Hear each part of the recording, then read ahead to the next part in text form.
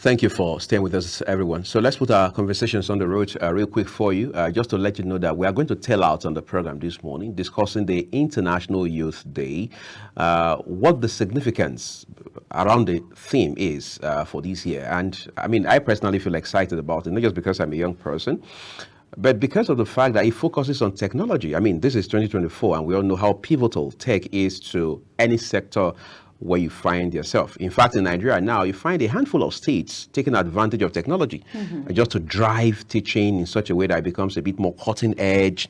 They're using technology to expand issues around STEM, science, tech, science, exactly, yes, engineering and math and all of that. But we're going to put two discussions on the road real quick for you. The first is the one that focuses on the protests, 10-day protest, 1st of August to 10th of August, which of course climaxed, some people say anti-climaxed, just this last Saturday, and what the impact has been and what lessons we can take away from this 10-day demonstration.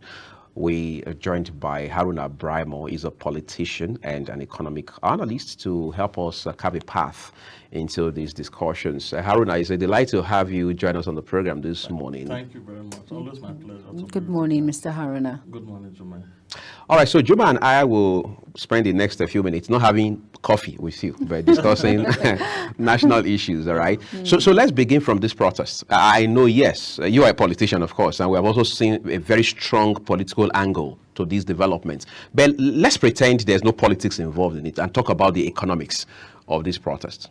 Yeah, beyond the politics comes to the reality that I'm first a citizen of Nigeria. I'm a human being, and humanity is supposed to be the onions that spice up every endeavor, whether political, science, or whatever. So beyond the politics, we have to really look at what is going on with Nigeria structurally, and how it has resulted to issues that are no longer being contained, that is making the youth or the masses want to protest in the first place. The economic implication of the protests definitely is in the negatives.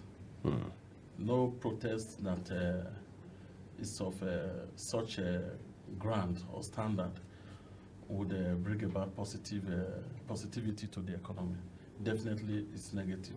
From the last figures we had yesterday from the Minister of Trade and Investment, we lost about 500 billion in the last 10 days. As far as cash flow is concerned, money circulation, businesses, deals, and trading activities, because we have an economy that was in total shambles, stuck in one place, no movement, nothing was happening, and there was scaremongering everywhere. Even some states that never really had a protest, they didn't come out. Even some states in the southeast that already were in their own kind of issues, like the every Monday stay at home. They didn't participate, but everybody was just scared, and there was silent concurrence or agreement to the entire issue. So economically, it's in the negative already, and thank God we are out of the protest right now. So let's see how the economy will recover fast. Losing 500 billion in a period like this, where we are trying to rejig the economy from stagnation to gradual growth, it's not a good thing. It's not a good omen. But the issue is, what was the essence of the protest? What was the clamor all about? It was about ending bad governance. You know, what is bad governance? Governance started from the governance generally starts from the lowest or the most. It's very micro, but it's the most formidable and important part of our life, which is the family. You know, the family, the agent of socialization, peer groups, schools, and before you now talk of the political angle. The fulcrum of the issue is we have failed across the societal values. And the product of this poor societal orientation today have become politicians who this way in the different political office, who this way as appointees of government. and you expect them to give what they don't have. They are product of a fully valued society. You understand? So I think that is the long-term approach to ending the bad government or bad governance. But we're in a situation where the people are hungry, actually. So they need a quick fix. And we have a generation of anger. That's what I call them. We need to talk about that angle to it. I mean, the issue of generation of anger, because he also said during the protest that it was going to be 10 days of rage, which again became very concerning. But we're taking a quick break now. When we return, we'll push that narrative a bit further. Do stay with us, everyone.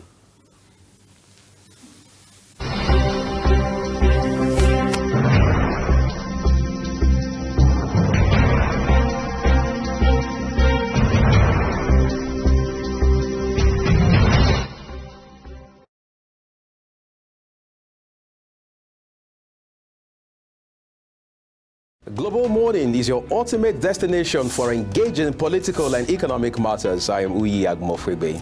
And don't forget to include social discussions. Tune in every weekdays from 7 a.m. to 10 a.m. I am Queen Agaba. For insightful breakfast ideas, business summaries, sports highlights, international and local news perspective, I am Anthony Momodu. Don't miss the in-depth analysis of current and political issues by the Global Morning team and experts. I am Jumai Manson. Catch Global Morning here on Global Television. Getting on the action. I am Edikan Michael. We are the Global Morning team.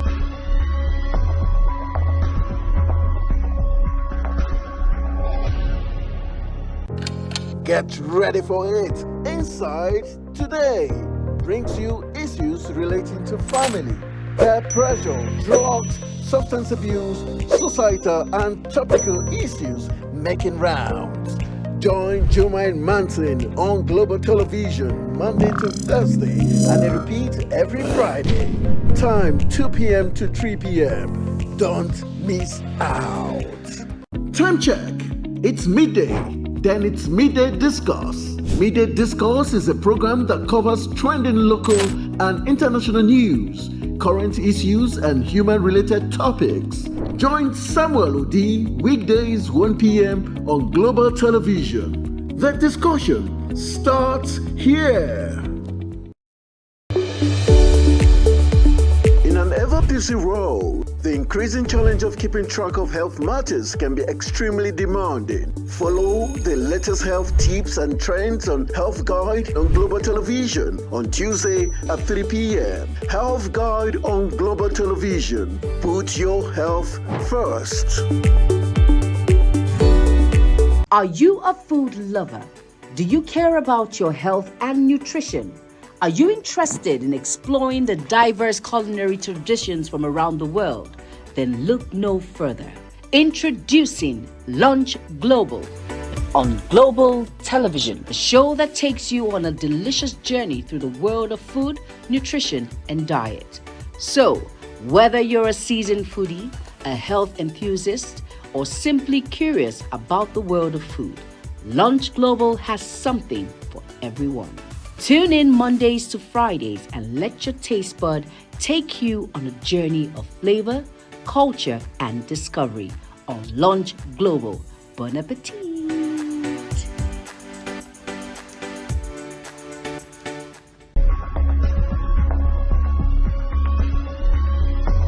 I want to go further to congratulate you on being on DSTV 365. Channel 365 is an awesome thing. Congratulations, and I will enjoy each and every one to keep on watching Global TV. This is Global TV. For your current affairs, for your current information, ideas, education, entertainment news at the best. Channel 365 on DSTV. You have just come alive into a new phenomenon in the media industry. Keep watching. Stay tuned. Keep watching Global Television on DSTV channel 365 for your news and all national issues and international breaking news. Watch Global TV.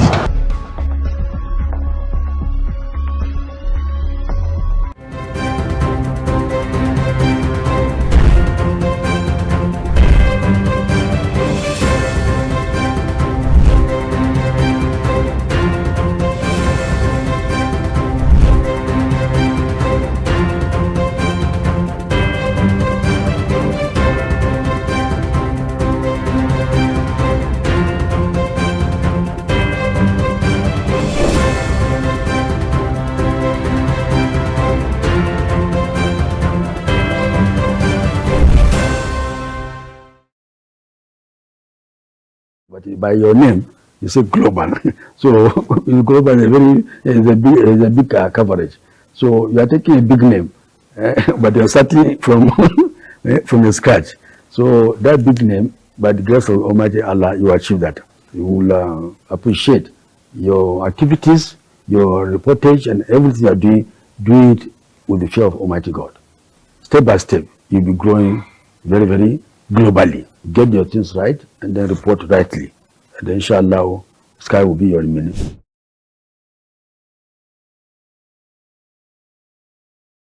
Are you ready to be entertained like never before? Get ready to dive into the latest and greatest entertainment news in lifestyle, music, movies, birthday celebration, and so much more, all on Entertainment Circle on Global Television. From the hottest red carpet events to exclusive interviews with your favorite stars, we've got you covered. Stay up to date with the latest trends and news from the entertainment world, all in one place. Tune in every Saturday by 1 p.m. with Chung Animal Joseph on Global Television. For an insightful idea that takes the center stage and the conversation that gets beyond the headlines, to explore the lasting impact of political decisions, Big Talk got you covered. From policy debates to geopolitical insights, from thought-provoking discussions to actionable insight. What is the real responsibility of government? Big Talk delves deep into the heart of the matter. Join us weekdays on Global Televisions from 6:30 p.m. for a reverting journey into the heart of politics, where we dissect issues shaping our society. Is the desk on Global Television? Nigeria! Come join Anthony Momodu on television's most compelling and facts-finding talk live show. We are the Palestinians. Can we not say that again? Because that this country gets it right? who are these bandits? It's the Dex on Global Television, where we analyze and dissect storming issues and commentaries in the world's biggest black nation, Nigeria. Who is being held accountable for this money? The eyes have it. We stay and decide policies and reforms on the Dex. Tune in Mondays to Fridays, 5 p.m. to 6 p.m. on Global Television. Let's stay on the Dex. Hello, children. Gather around, let me tell you a story. Do you know that stories have a way of captivating the minds of children, bringing fun and imagination to teach them morals? Join Sharon Ajay as she takes you to explore the thrilling and exciting world of storytelling. I'll be sharing with you our next interesting story. Tune in every Saturday on Global Television, time 5:30 p.m.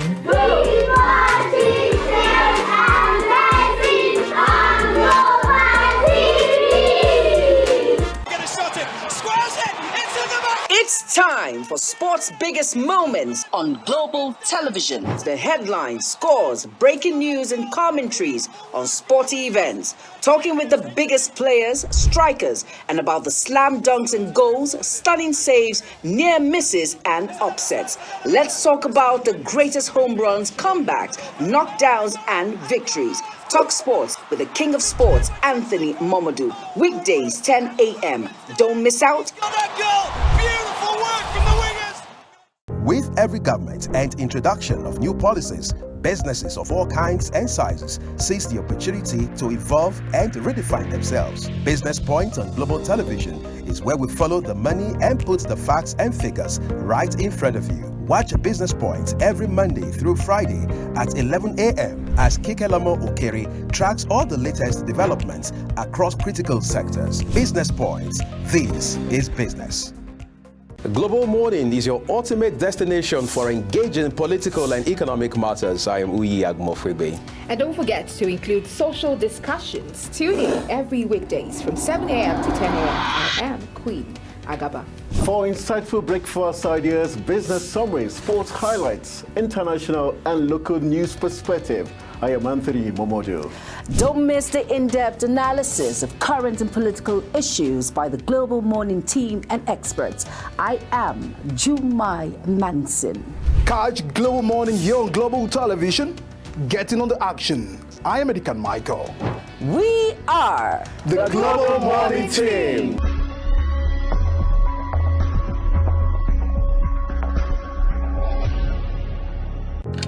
Get ready for it. Inside Today brings you issues relating to family, peer pressure, drugs, substance abuse, societal and topical issues making rounds. Join Jumaine Manson on Global Television Monday to Thursday and they repeat every Friday. Time 2 p.m. to 3 p.m. Don't miss out. Time check. It's midday. Then it's Midday Discourse. Midday Discourse is a program that covers trending local and international news, current issues, and human-related topics. Join Samuel Odi weekdays 1 p.m. on Global Television. The discussion starts here.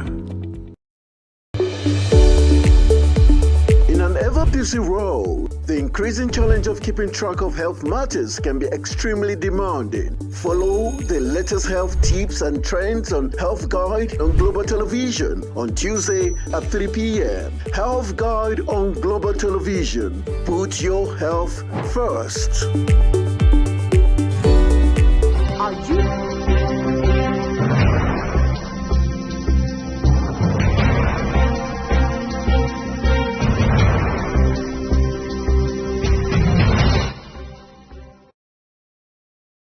Thank you, everyone, for staying with us on the program. So we're just going to continue the conversation from where we left it off a while ago. So you were talking about the angle of this protest that has to do with, first, the idea of ending bad governance and how the whole thing spiraled away from ending hunger and bad governance and what have you. So let's talk about those 10 days and the outcome. The outcome, for me, if I have to make an assessment after 10 days, I've really was the protest successful, because before the middle of the 10 days, it was already hijacked. You know, this is where the real question, the real issues are. It's not about what they want. What they want is what I want. It's what everybody wants. But the question is the process. How do you engage? Was there a problem with the process? Absolutely. How do you engage? For whom are you doing this for? At the end of the day, you allow the government to now begin to think or feel or see that this was actually being done for somebody else, not for the real masses. You understand my point? A protest is not supposed to be faceless. That's why when the process is there must be a leader of a protest. This is activism, this is advocacy. There are leadership in advocacy and activism. You understand? You don't have pocket of so-called leaders of protest who are not even available. The likes of the other man was talking from US that is going to be ordering them or directly from through the computers and through the media. Where you are this is 2024. What do you expect? Even at 2024, the people that technology, like we'll say. Yeah, technology does not mean you should not be involved directly. You don't run away. You were here when the whole thing, when you were planning it. You know, if the government want to engage, who are they going to be? They should be engaging with who in particular. That is not even my issue. The issue again is the structure of Nigeria and bad governance in Nigeria. Nigeria is structured along 3 tiers of governments: the federal, states, and local governments. What level of government do you want bad governance to end? I guess it's top to bottom. No. Federalism is bottom to top. And I keep emphasizing it on programs in this station.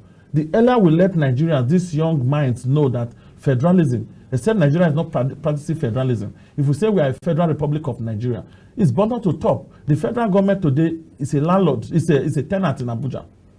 Aso Rock is tenant in Abuja, but no state government house is tenant in their state.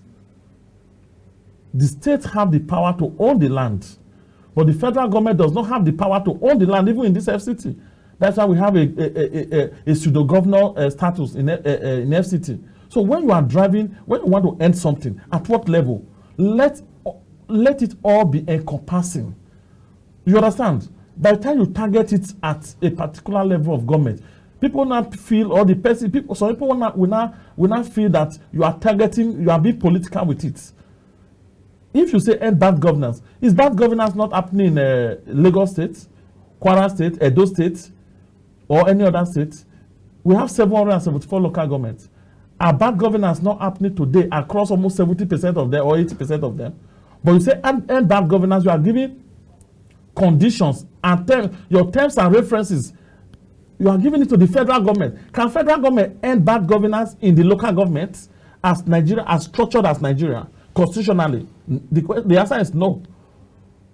If the federal government said, let's do this for states, does federal government have the constitutional power to drive its implementation? The answer is no. It's that same state that will determine how you want to implement any support from federal government. You understand? So if the implementation process from the state government is misplaced, is corrupted, so who is going to end the bad governance in that state? Is it the federal government? The hunger in the land, who is responsible? The responsibility is for the whole 210 million population. We are responsible for the hunger in the land. But we have people that we have voted to provide solution to the hunger. These people voted. Is it limited to the federal level of government? We voted in councillors at ward level. We voted in local government chairmen at local government level. We voted in House of Assembly member at state constituency level. We voted in House of Rep member at federal constituency level. We voted in senators at senatorial district level. We voted in governors at the state level. Before you even talk of the presidency. And all these people, paraphernalias of offices and public office holding, is stratified across the 3 tiers of government, from local government to federal. And all of them, they are involved in the resource management of Nigeria. Today, as propounded in the Revenue Mobilization Fiscal and Allocation Commission, almost 50%, almost half of the total revenue and asset of Nigeria reside in the states and local governments. So how do you now expect the federal government to provide 100% solution to a problem that cut across 100% to the lowest level of government? And by constitution, the federal government does not have power to check. The only, federalism is so beautiful that if you understand it, you will actually know how to engage. Is that what we're practicing? At the federal level, that what we're practicing? Of course. Yes, anyhow you look at it. Because at the federal level, there are arms of government that are made by law to check the federal government. At the state level, there are arms of government. We have the judiciary and the legislators, which is the Senate at the federal level. We have the judiciary again and the legislators, which is House of Assembly at the state level. We have the judiciary again and the legislator, which is the councillors at the local government, to check every excesses of the executive. But are they functional though? Exactly. So if we are saying end bad government, who is going to make it functional? And the constitution is built in a way that the federal government does not have the power to make the local government functional, to make the local government chairman do what he's supposed to do. Buhari does not have power to control, President Tinubu does not have power today to put a court through and tell a local government chairman in any part of Nigeria that you must do this and that. Because the roles and responsibility and functionality of the local government is in the residual list in the constitution. It's a constitutional provision. It's not a matter. It's not the ways of policies of federal government. Do you understand? If the local government chairman take President Tinubu to court, he will win. Up to Supreme Court, because Supreme Court is not going to be interpreting the law based on sentiment. It will be interpreting the law based on the provision of the constitution. And the constitution spells out the functionality and roles of. So what the cities really need to do, what we are actually lacking, is lack of social contract in the polity. Social contract is the contract ability to understand the contract that exists between the government and the governed. We are the governed. Begin to question, what is the role of my local government chairman? Carry your constitution or seek it. We have the smartphone. We're talking of technology. International Youth Day. The youth should begin to really utilize the options of technology positively in driving good governance. Good governance cannot happen without a proper social contract. Social contract entails the capacity for you to understand that contract, that agreement. You came to me for vote. You will do XYZ when I vote for you. Either as a local government chairman, as a state executive, as a councillor, as House of Assembly, or as a Senate. And I actually know, and I've checked, this is the role that you are going to play when you get there. And I carried my sovereignty, carry my legitimacy, and hand it over to you, that you should rule over me. I gave you the power to rule over me. But when you now get there, if you are not doing it well, I should be able to question you. Why at this level you are supposed to do local roads? You are supposed to give us water. You are supposed to build maternity. This is not federal government responsibility. This is local government responsibility. You are supposed to give us health center, primary schools. Why are you not doing it as our local government chairman? But it's a situation about when you don't understand what the person you voted for is supposed to do, you now expect the higher level of government. Is it not even a shame that the federal government is building health centers? But do they have autonomy to function in that level? I think that's the question we should ask ourselves with all this tussle going up and down. There's already a constitutional autonomy. If there is no autonomy, if there is autonomy for you to exist, is it functional? That's what I'm saying. The question, any bad governance should start from the masses questioning why the state are suppressing the local government. Not Tinubu. The federal government has done its best to even assist in that regard, because the constitution spell out the federal structure.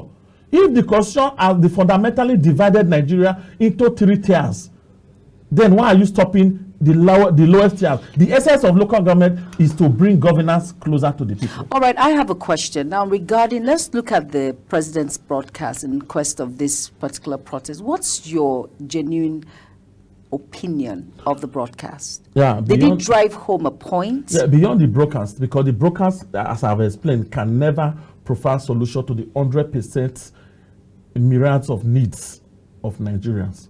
What I expected, first of all, we have the ALGO, Association of Local Government Chairmen of Nigeria. They have representative. They ought to have also addressed Nigeria because they are responsible partly for the problem of Nigeria. We have the NGF, Nigerian Governors Forum. Their representative, or some of them, supposed to also have spoken. You understand? Then the federal government, which headed by the president of Nigeria. So whatever Tinubu said in that broadcast was re-emphasizing and re-enacting his renewed hope agenda, letting you know where he is right now, where he started from, and the effort he's making as the president of the Federal Republic of Nigeria at the federal level. As any other governor come out to say, this is where I am in my state, this is what we have done, Some of them, even because we now have a docile population who have excused unintentionally, you understand, or ignorantly, excused the 2 tiers of government from governance in Nigeria, which is state and local government has been excused. Because now the federal government has been bussed to a corner and blackmailed into taking responsibility for 100% of problem. And they don't have the constitutional, the financial, and all-round ability to provide solution to the 100% of problems. So Tinubu's speech was basically telling Nigerians that this is where I am, this is where I'm coming from, and this is what I have done so far. Give me little time. I asked for this job. Don't pity me. I've done this. I've made provision for the CNG buses. We have designed a robust social investment programs like the student loans. But are they functional? Of course. But you know, the CNG buses were supposed to get that since 1st of May until now. Some states are already working, like Lagos State, even Niger State have taken delivery. Most of you are in the media, which you always get updates, you know, of course, of what is going on. You understand? But the question is, are the states keen into these programs? For example, now the student loan. I was surprised that some states in the South till now, they have not even keen into, they have not even enlightened the universities in those states, especially state university, to take advantage of it. So that the students can start making entries. Of course. You understand? So is the federal government supposed to also do that? These are things you guys are not doing. And education belongs to the concurrent list, which means both the federal and the state government have equal functional powers and rights in driving education as a sector. I need to ask you this really, because we also have the youth enterprise program. We also there are a lot of incentive manufacturing that companies can have up to 1 billion to support local manufacturers. These manufacturing companies, they are abound in Nigeria.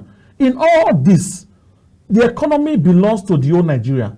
The man is driving Nigerian economy from the macro perspective. Macroeconomics is talking of aggregate demand and supply, where you have to now aggregate every other happening across the states. But what is he going to aggregate The aggregate comes from the micro.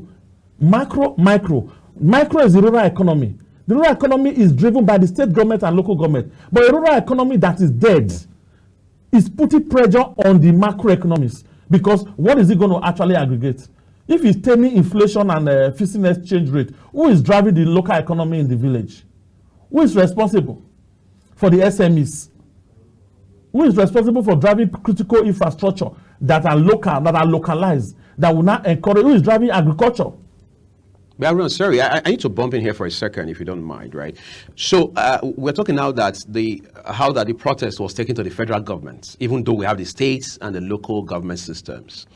But then most of these protesters, and indeed Nigerians at large, say that the spike or the trigger was the removal of fuel subsidy as announced on the 29th of May last year by the president. So they think federal government made that move, announced, if you like, that policy position.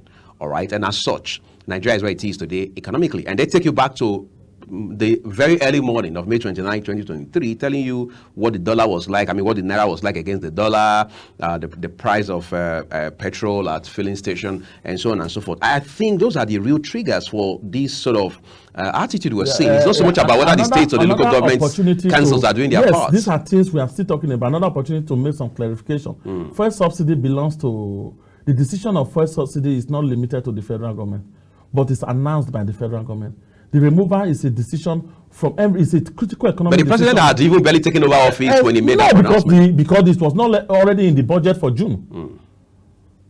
Tactically, the previous administration has already removed subsidy and covered till the end of June. That's what I'm saying. And we're talking on May. What is the difference between May 29 and 1st of June? And there was a 1 month period for the president to have done some consultation. No, there was not. You could not postpone it for days. We have been postponing it for years.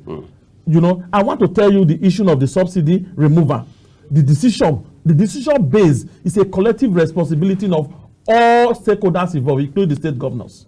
It was not just because Tinubu announced it does not make it a federal government policy. It's a Nigerian economic policy, very critical Nigerian economic policy.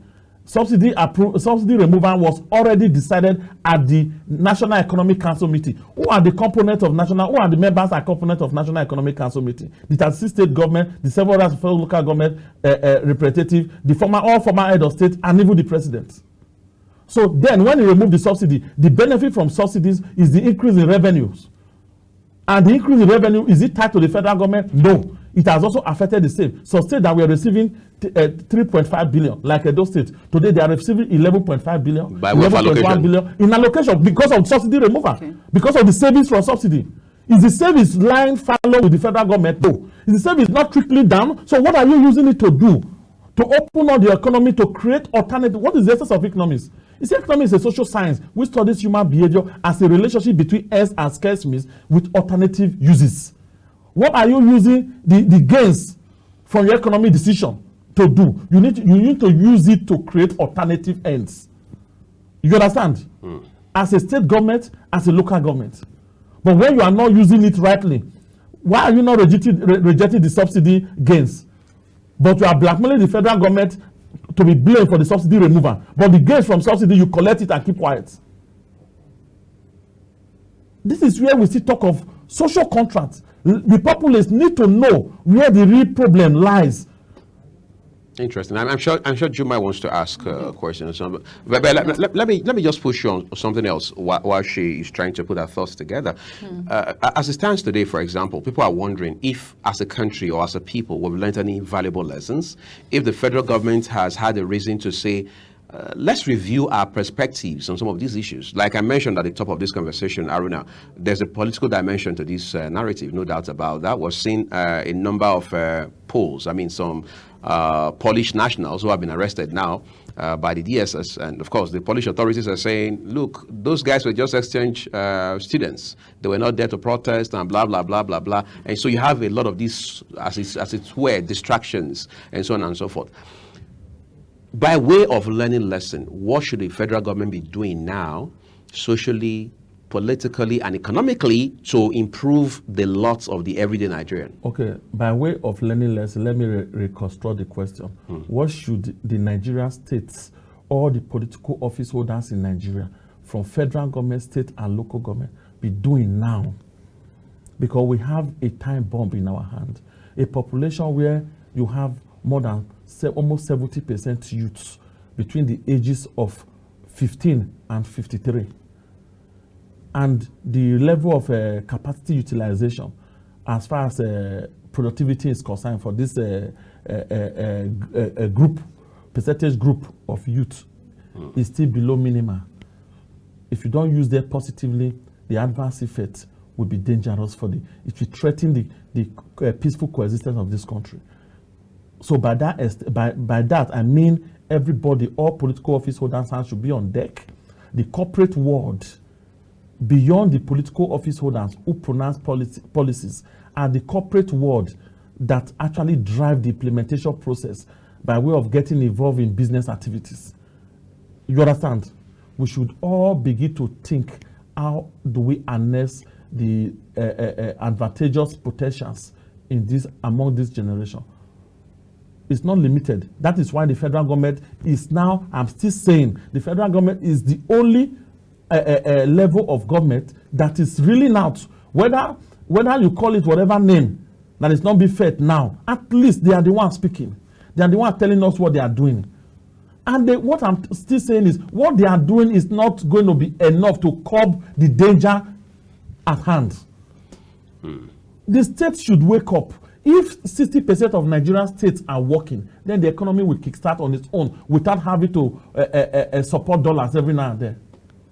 Okay, we're just going to take a quick break, everyone, so we can bring on our second discussion on the program this morning, which focuses on the oil and gas sector, and then look at what the most recent developments are and the implications they have for our nation and indeed the economy. We're back shortly. Stay with us, everyone.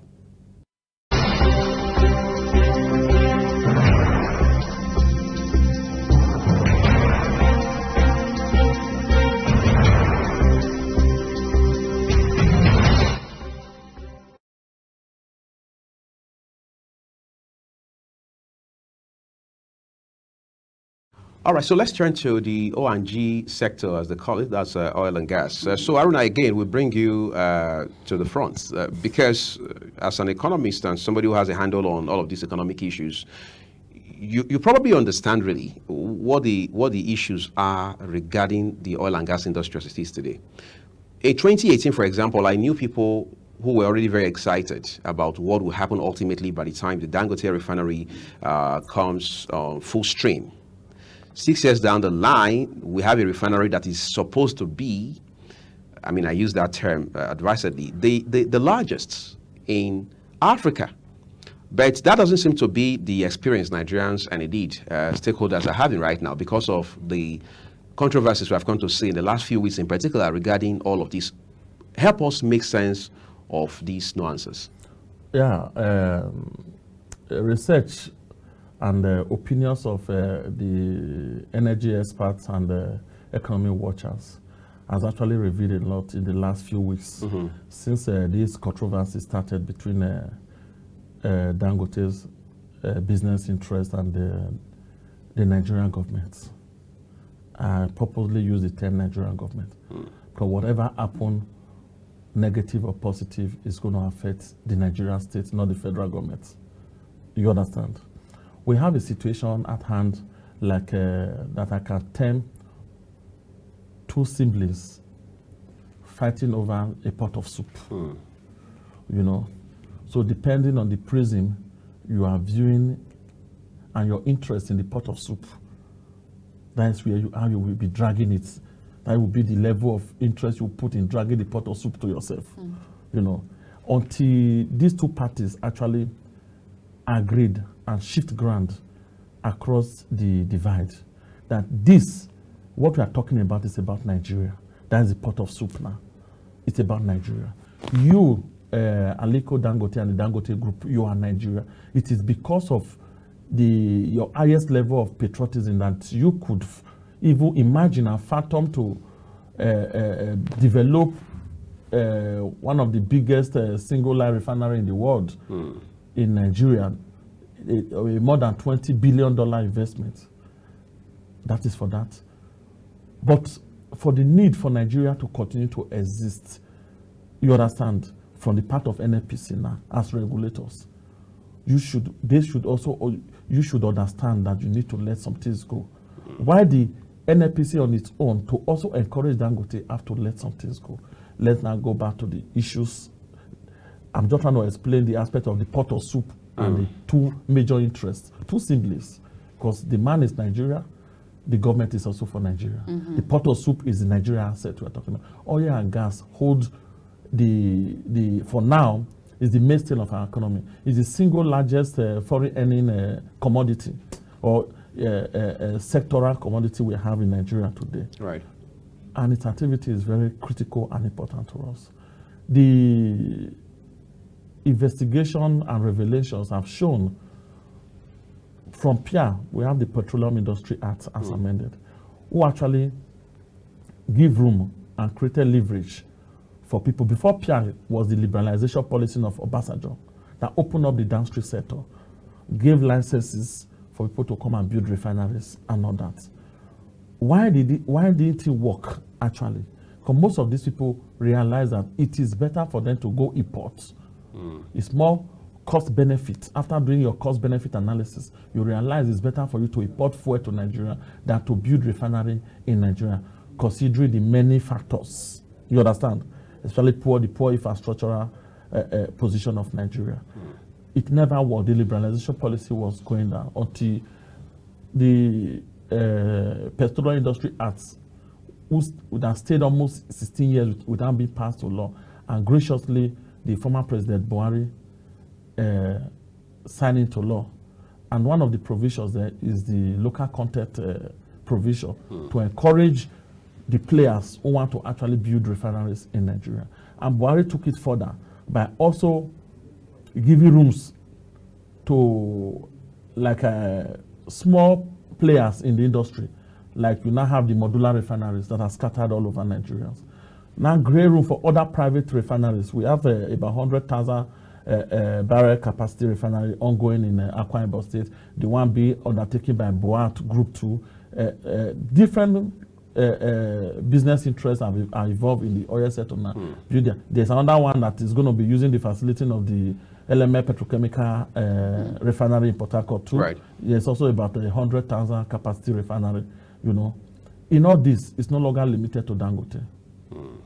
So if you want to use the Petroleum Industry Act provision to protect local players in the industry, it has to now go around. And the responsibility of making it go around lies with the regulators. And also, we are talking of having a healthy competition because the oil industry is liberalized. It's not monopolistic in nature. And in all this building of this small refinery around Dangote, you still have people who are just importers of fuel, who trade, practical businessmen. They don't own refinery, they sell fuel, they buy from anywhere. Right. You don't determine where they buy from. So how do you manage all these interests and to still keep the JVs? Because in the same, the joint ventures. Of course, because the same NNPC have joint ventures agreement with IOCs, International Oil Corporations, who operate in Nigeria. You don't own their asset. They own their asset. They bring their asset here to help you do the drilling, do whatever, and you sign an agreement that so percentage of the oil is going to be taken out. So one is going to be used to settle you. Is going to. These are JVs that you don't break such agreement before we are taken to another international court of arbitration. All these are the responsibility of.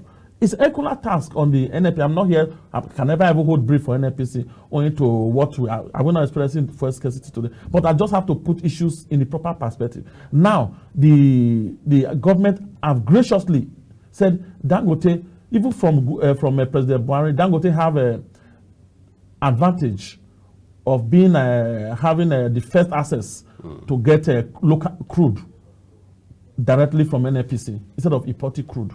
But the question is, the quantity that can feed up Dangote is 600,000 barrels.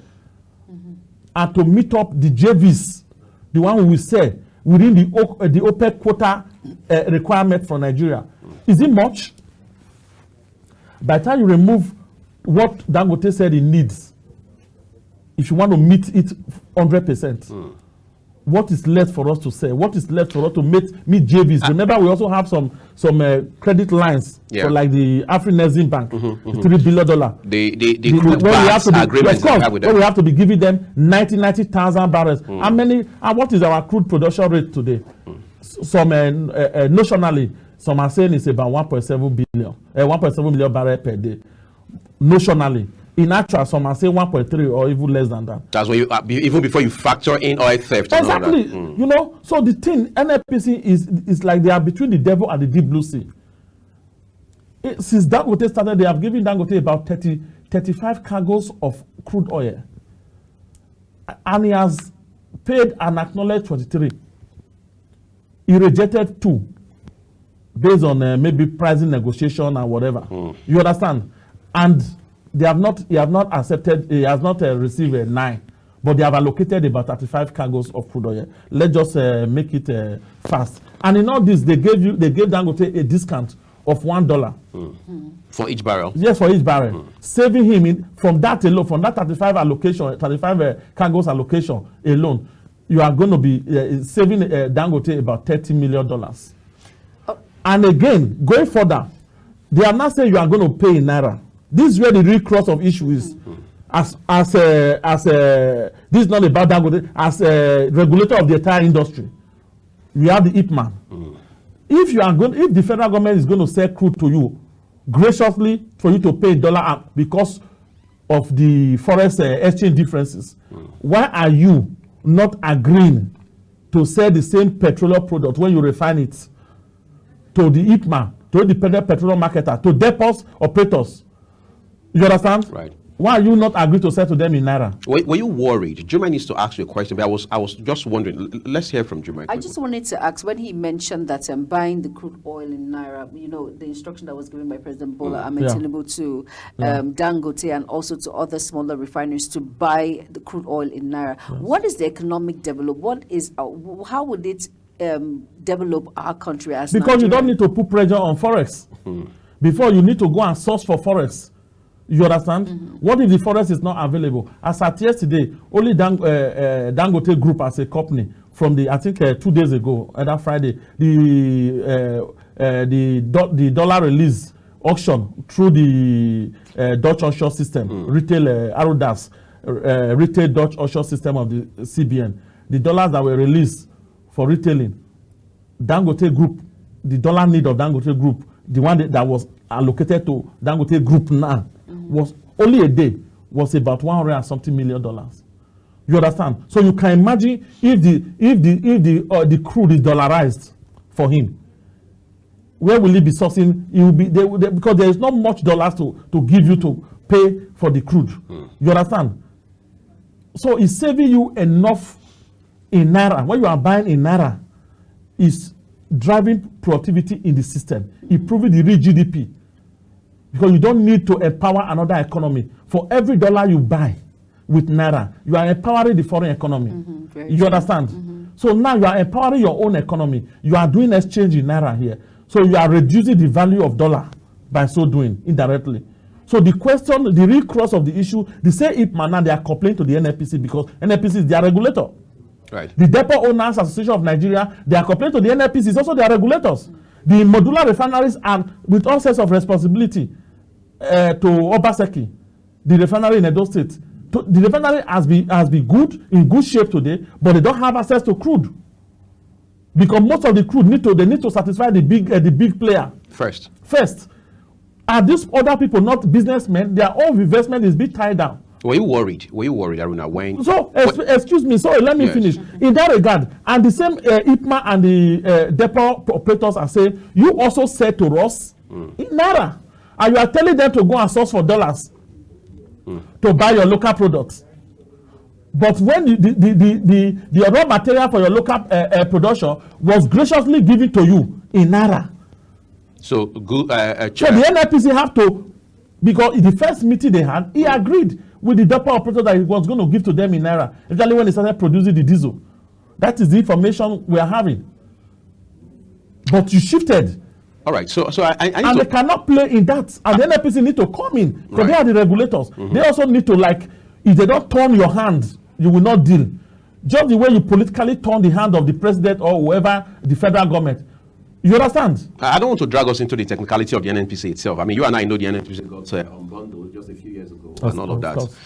But they still remain the regulators, even when right, they're players. Exactly. That's where I'm heading with this this conversation, Aruna, because some people are saying it is double standard and it is conflicting that you are the regulator and at the same time you're supposed to be in business because it is NNPC limited now. But I don't want to go into all of that. I want to ask you, how do there is business of selling crude? Yes, we're going to get into that. They also have the petroleum pricing, whatever. They have the PPRA, they have the NUPRC. Exactly. But let's talk about the DPRO.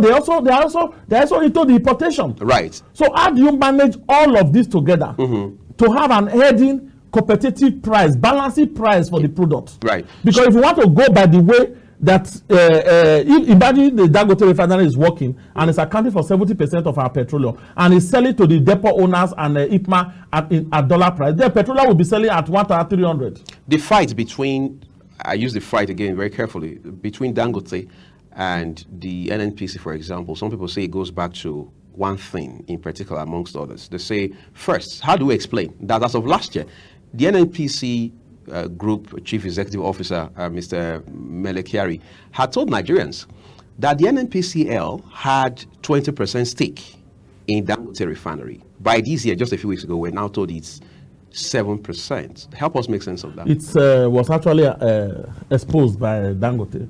And I think the same NNPC have tried to explain that...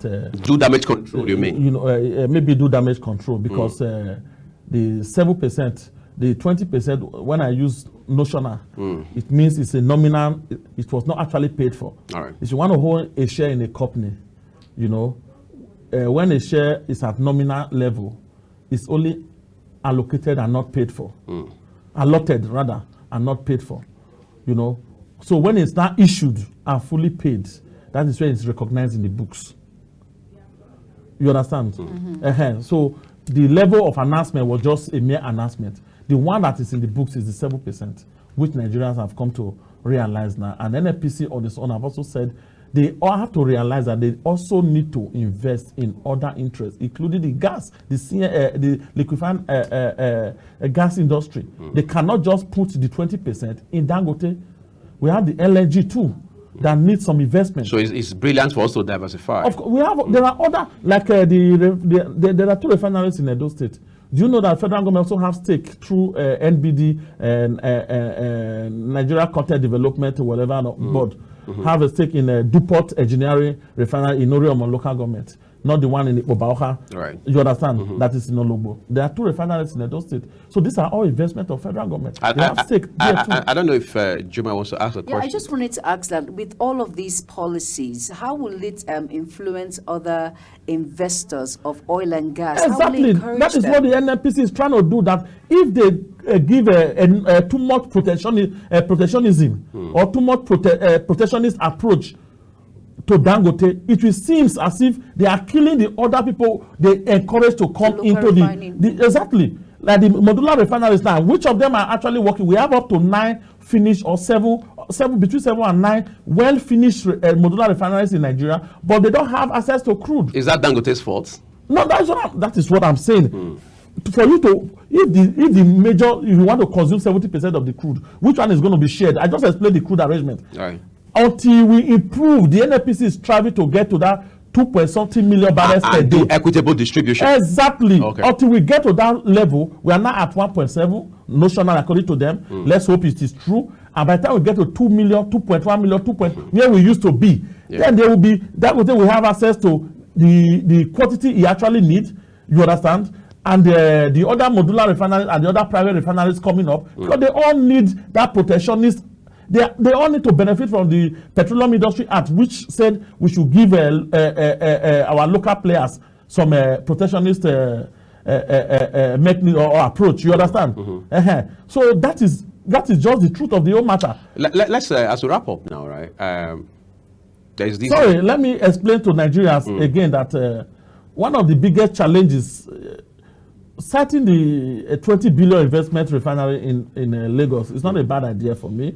But right now, do you know that Dangote need to be using the very large, I think VLC, very large cargo to cargo crude. The crude to Dangote refinery is not piping.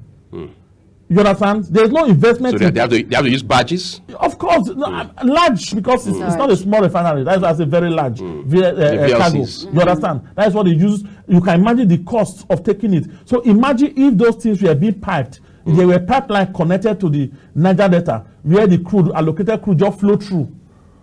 Do you get my point? Right. But isn't that risky with all the vandalism that happens, that goes on? That is where the NNPC and the federal government will come to play. You understand? Because we have piped have we not piped from Niger Delta to the north in this country? That's why we and the facility is still existing today. Of course.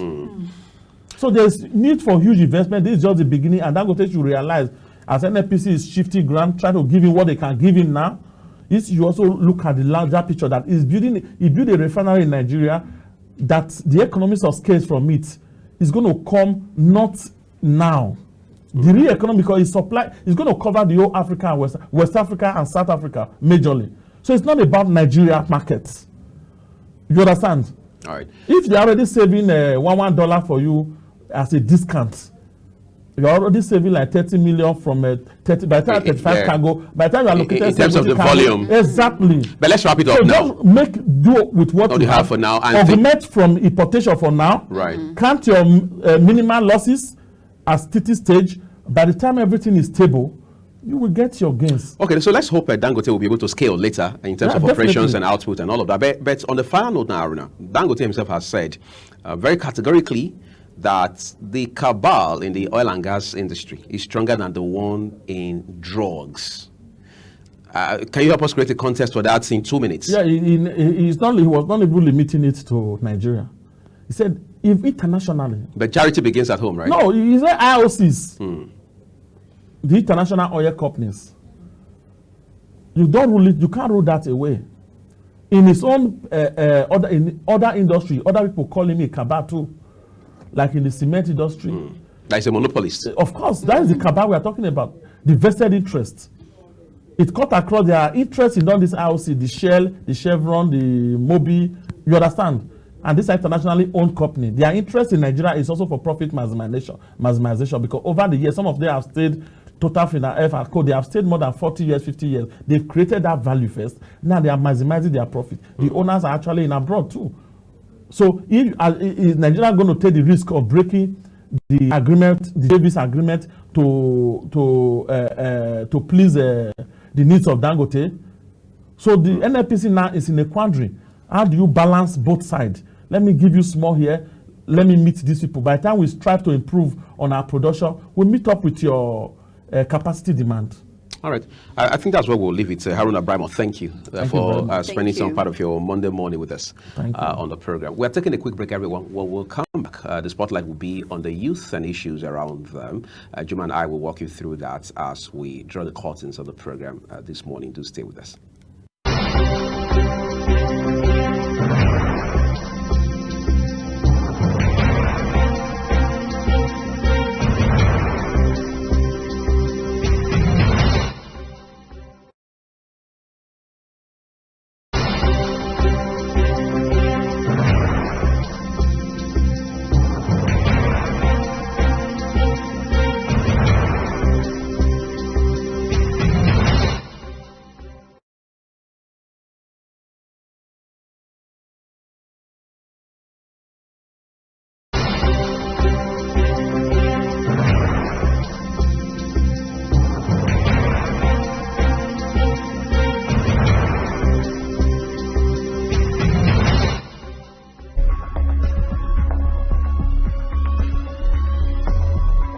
I want to go further to congratulate you on being on DSTV 365. Yeah, channel 365 is an awesome thing. Congratulations, and I will enjoy each and every one to keep on watching Global TV. This is Global TV. For your current affairs, for your current information, ideas, education, entertainment news at the best. channel 365 on DSTV. You have just come alive into a new phenomenon in the media industry. Keep watching. Stay tuned. Keep watching Global Television on DSTV channel 365 for your news and all national issues and international breaking news. Watch Global TV. Global Morning is your ultimate destination for engaging political and economic matters. I am Uyi Agmofrebe. And don't forget to include social discussions. Tune in every weekdays from 7 a.m. to 10 a.m. I am Queen Agaba. For insightful breakfast ideas, business summaries, sports highlights, international and local news perspective, I am Anthony Momodu. Don't miss the in-depth analysis of current and political issues by the Global Morning team and experts. I am Jumai Manson. Catch Global Morning here on Global Television. Getting on the action. I am Edikan Michael. We are the Global Morning team.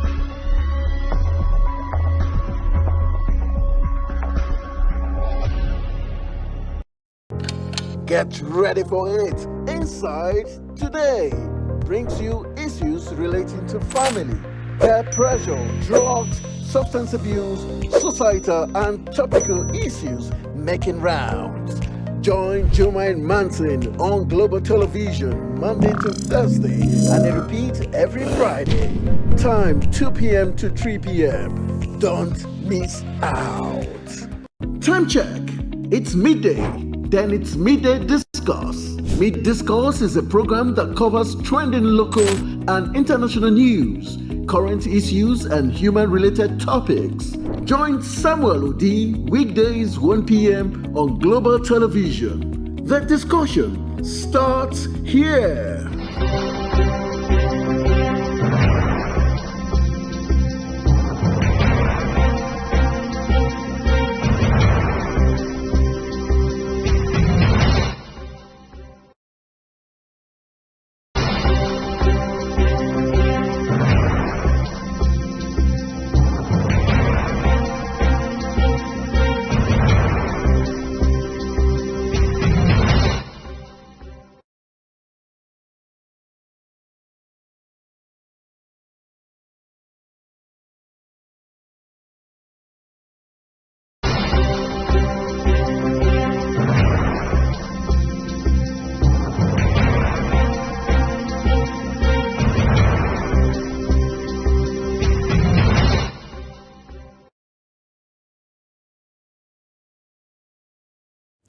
You're welcome back, and yes, it's Global Morning on Global Television, and we're going to talk quickly about International Youth Day. First of all, congratulations. This is National Youth Day. How are you doing? I'm doing great as a youth. As a youth. The youth has several challenges. A lot. But also with those challenges come a lot of opportunities and promise. However, it depends on how we are able to, as it were, position ourselves. Yes. To rise up to the occasion. Of course. And change narrative in our little corners. Very important. Right. And of course, the theme for International Youth Day is From Clicks to Progress, Youth Digital Pathways for Sustainable Development. It's important because, youths, they put a lot of energy when it comes to development of a country. Some youths who have actually put their energy into that. So it's important that as a youth, you stand up right and you do the needful. Like, right. Remember in the words of President Bola Ahmed Tinubu, he says the youths are the ones that have that, he says the youths are the ones that make waves when it comes to impact. Just like, look at the protests now. How many individuals did you see? The youths came out in their mass and all of that. So as a youth, you must put in that work. You must be relevant in whatever you are doing for sustainable development. It's very important. There's something that the Secretary General of the United Nations said, talking about Antonio Guterres, all right, about this particular commemoration. He says, achieving the Sustainable Development Goals, that's the SDGs, requires a seismic shift, which can only happen if we empower young people and work with them as equals. You see, that's why there's a blow when you talk about the brackets for being a youth, all right? Just a while ago, our guest, Aruna, made an allusion to that when he said young people between ages 15 and 53 and so on and so forth. Some persons will tell you between 18 and 40 and so on. But I think we should not belabor the age bracket. Instead, the focus should be on how we empower young people, regardless of what their particular age is, all right? What opportunities do we expose them to? I said here one time about how that there was a particular research, I hope I lay my hands on it soon, that's actually propounded that if you hand $1 million to a startup business headed by a young person, let's say 25 in Nigeria, and you hand the same $1 million to another 25-year-old person in China, all right, who is running a startup business.